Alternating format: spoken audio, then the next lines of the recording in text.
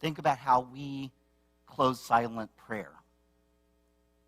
Shalom Rav, Oseh Shalom, always with prayers of peace.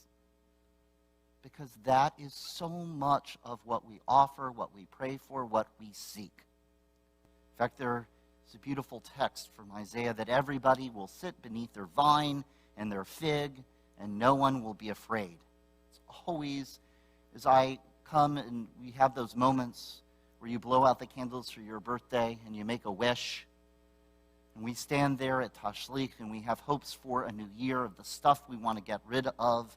And that's always my big hope and my big dream, that there will be a time that we will have peace and everybody will be under their vine and fig and no one will be afraid. And yet, I stand here on this Rosh Hashanah and it feels like there are way too many forces in our world that seem to want to be working a reign of fear and terror all around. And it's not like we can just say that's there, or it's just the media, or it's nothing to worry about. There is so much stuff we have to take seriously in our world, whether it's politics, whether it's war, whether it's environment, whether it's just the lack of civil discourse in our world. It is hard to pray for peace, and yet there's a scene in the movie When Do We Eat? It's a Passover movie. And the grandfather walks in for the Passover Seder, and he's carrying with him a suitcase. Some of you have heard me make mention of this. And the grandkids look, and Kathy's shaking her head. The grandkids look at the grandfather, and they're like, "Why do you have a suitcase with you?" And he says, "Because they could be coming at any moment, and we have to run." I feel like that. There are times when we wake up and Jill and I look at each other and we're ready to offer a hope of blessing and sweetness in the morning, and then we start looking at the news or wondering what's happened in the night. And I don't say this to be melodramatic, but it's kind of extreme. There are times when I feel like it's Masada. That mountain that plateau in Israel during the war against the Romans, when we have this time when Jerusalem has fallen, the people have run, and there's only a small group of people there on top of Masada holding out for 3 years until finally they choose death over being captured by Rome. It is one of our such extreme stories, and yet it feels like there is so much tension and so much fear all around.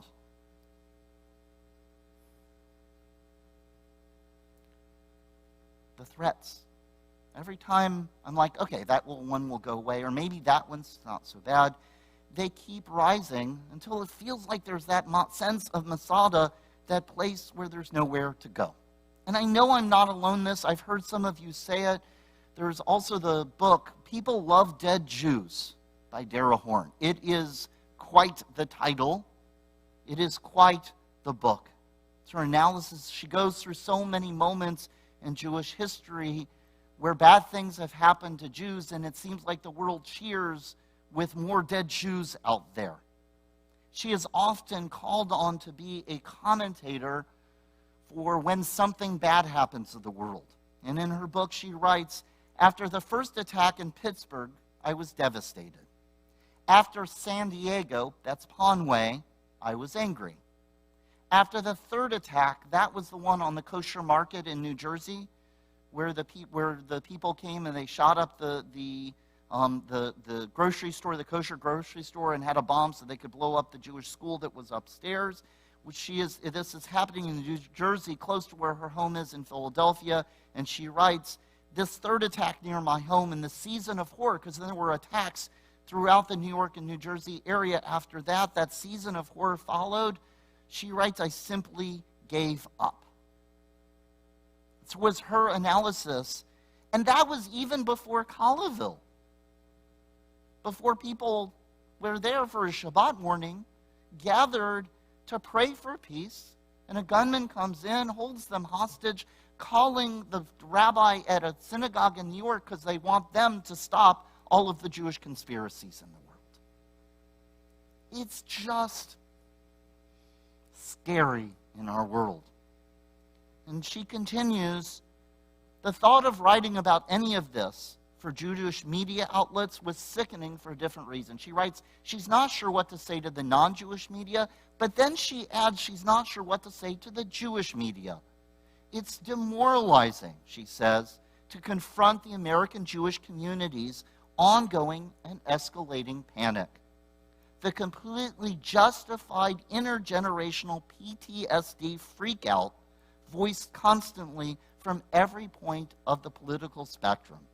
The repetitive anxiety attacks expressed on social media and the not-to-stop discussion whether this is like Berlin in 1935.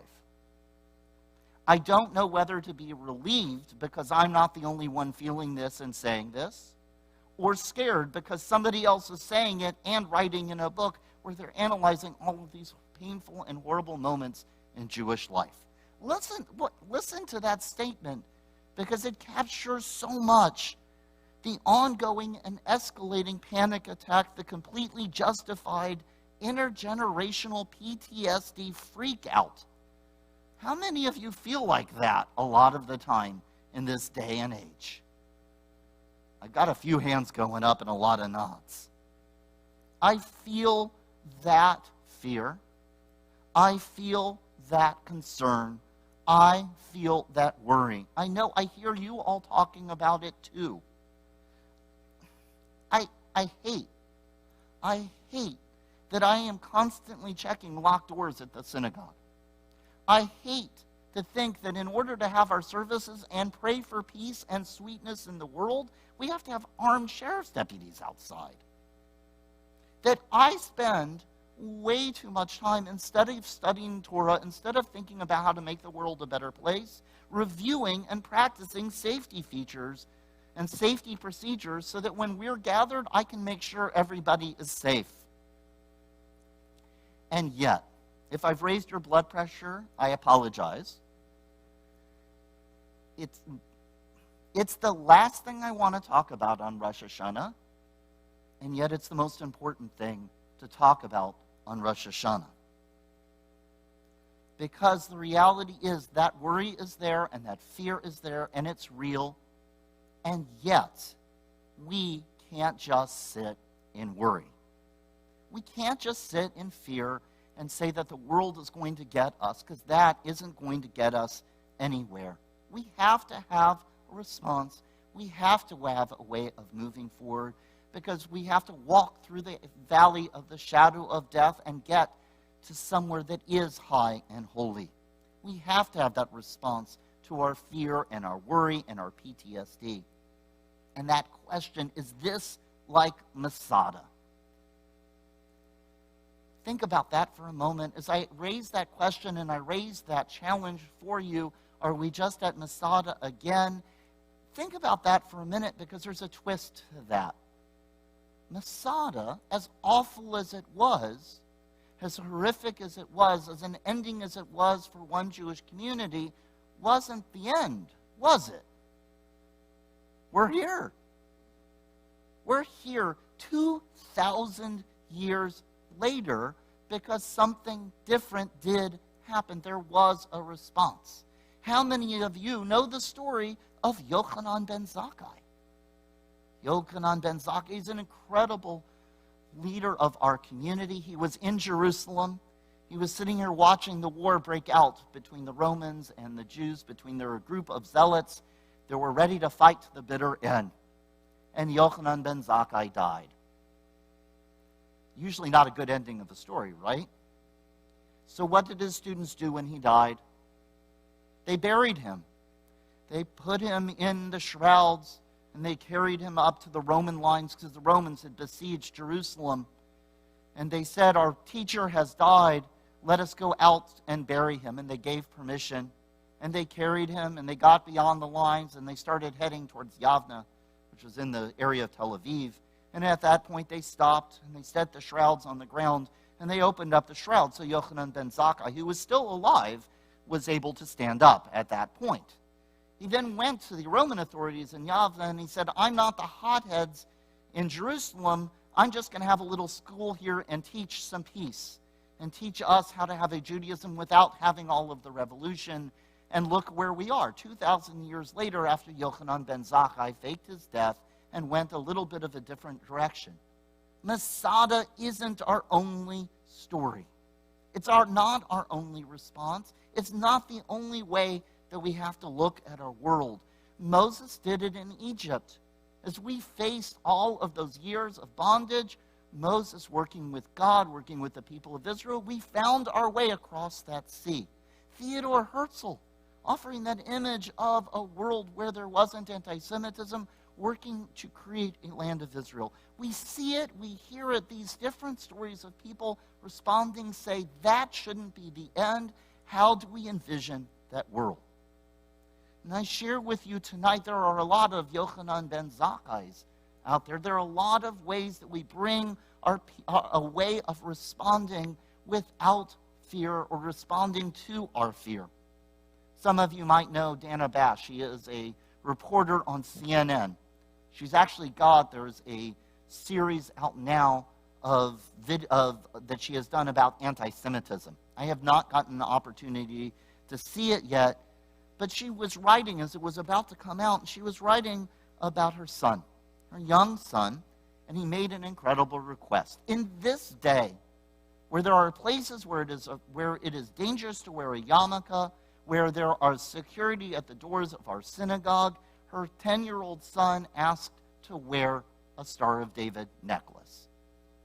She says, to hear that request come out of my young son's mouth was jaw-dropping. He takes such pride in his religion, one that is preserved and practiced for thousands of years through countless generations of my family. And she says it made me incredibly emotional.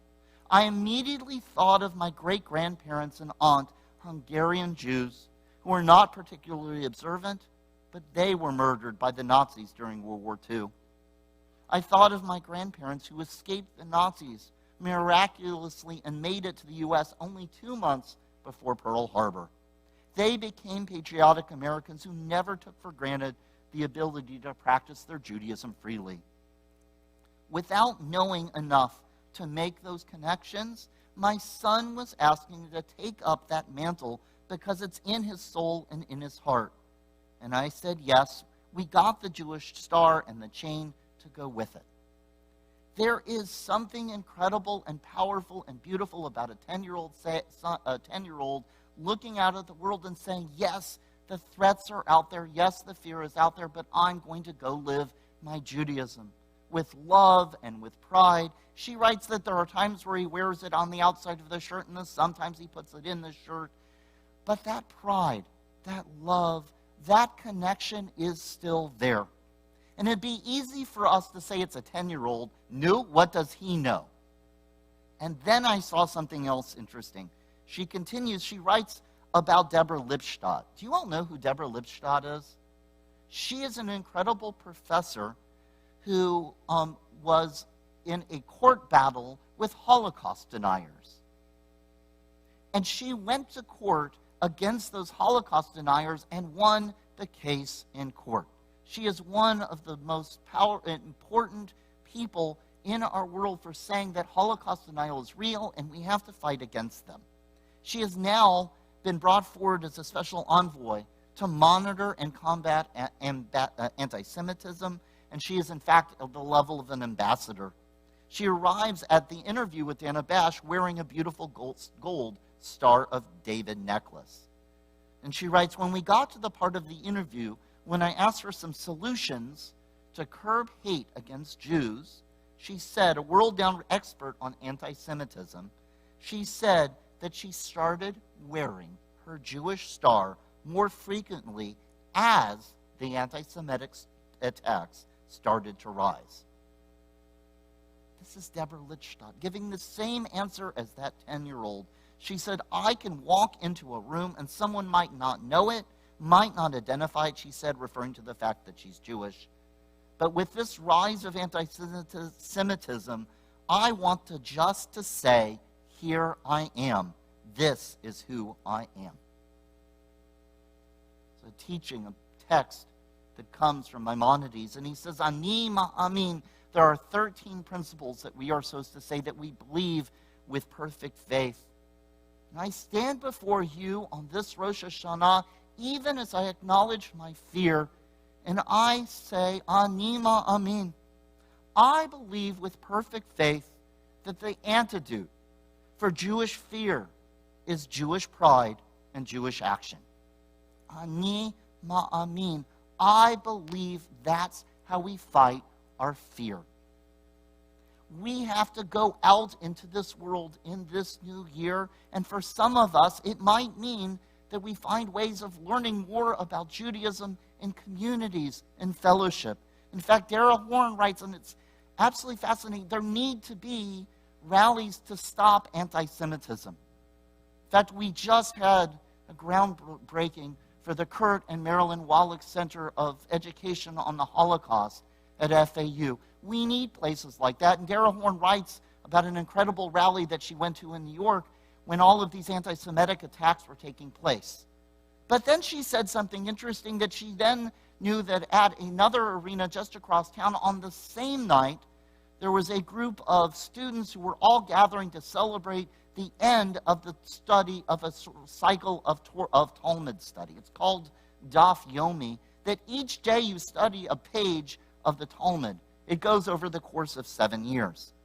And she wrote in an incredible way that rather, when she changed to starting to research that whole Google thing, she started to research doing Daf Yomi, and she said her searches and the algorithms changed in her world, that instead of reports of every anti-Semitic attack, when she shifted to that act of study, not only did she bring herself into a community of study, but suddenly her computer, instead of telling her all the awful things happening in the world, started connecting her with all sorts of ways of responding to the world with love and light of positive Jewish identity.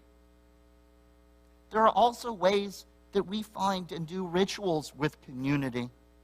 It's why we're gathered here in this place. It's why tomorrow at 3 o'clock we're going to go to Young Park. We're going to go to the park and do tashlich in public, in community, saying, yes, we are here. In the past, we have done Hanukkah pop-ups where we go all over the county and bring out a menorah and light it and say those prayers. We have to do acts of loving kindness. We have to find those ways of bringing light and love into our dark world. Think about what our congregation does, that we all have opportunities to participate in. We have the Samaritan Center, Soup Bowl. We go walking in the MLK Junior Parade. Each of us has opportunities to do these things, of finding partners to study with, to learn about, to build community through learning. Doing physical action to mark holy time and space, whether it's out in the community or at home gathered with friends, to do those acts of tzedakah, of justice and righteousness and kindness, bringing our Jewish values into the world. Ani ma'amin. I believe with perfect faith that the antidote for Jewish fear is Jewish pride and Jewish action. I say that, and notice what I didn't say. I do not think that going out and doing those things is an antidote or curative for anti-Semitism. That's not going to take the hatred out of the world. We do have to stand up to hatred and prejudice. We do have to speak out and teach that we can't let it happen again, never again. But, and I say that with full intention, I can't invest too much of my energy and Jewish identity on trying to stop every Pharaoh, every Amalek, and every Hitler. Those types of people that committed that violence in Pittsburgh and Conway and Colleyville and Buffalo and beyond. So Ani ma'amin. I believe with my heart and my soul and my might that if I live out my Judaism in powerful ways, even if I fall victim to anti-Semitism, I will leave this world a better place That is all I can hope for. That is all I can work for. Ani ma'amin. That's how I face my fear. I told you the story of Masada and Ben Zakai, but there's a little bit of a twist. We know the story of Masada, right? We know that period of destruction. We see how Ben Zakai sneaks out. And if you think I'm foolish for saying I might fall victim to anti-Semitism, I can't do anything to stop that, or I can only do so much to stop that, and that what I do has impact, it's rather incredible. Because in the 1960s, the descendants of Yochanan ben Zakkai, remember, Yochanan ben Zakkai were his descendants. They go back to Israel, Theodor Herzl, Zionism. They go back to Masada. They do an archaeological dig in that place. And what do they find in the storehouses on Masada but date pits? They found 2,000-year-old date pits that had dried up and were sitting in the rubble of Masada. And the chutzpah of Israel, in 2006, they kind of Jurassic Parked it. They did some really cool science. And do you know what they did? They got that 2,000-year-old date pit that had been lost there from the destruction of Masada. They got it to germinate 2,000 years later and bring an extinct date palm back to life. Because that community was there, because we kept Judaism alive, someone was able to go back, and even though the destruction of that place was horrible and horrific, were able to bring life back to that place, to that story. If I'm going to be targeted for my Judaism, I'm going to work hard to make my actions have an impact, an impression in this world. I cannot stop anti-Semitism, but ani ma'amin, I believe with all my heart and with all my soul that I can create, and I challenge you to join me in creating a Judaism and a Jewish life that makes this world a better place even after I am gone.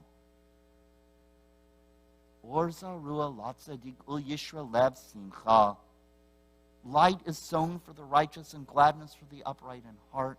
Let us find ways with perfect heart, with perfect faith, of realizing that being Jewish with pride, with energy, with ruach and koach makes an impact in this world. That we might not be able to stop hate, but we can bring light, and we can bring love, and we can bring more peace into the world regardless of it. Amen.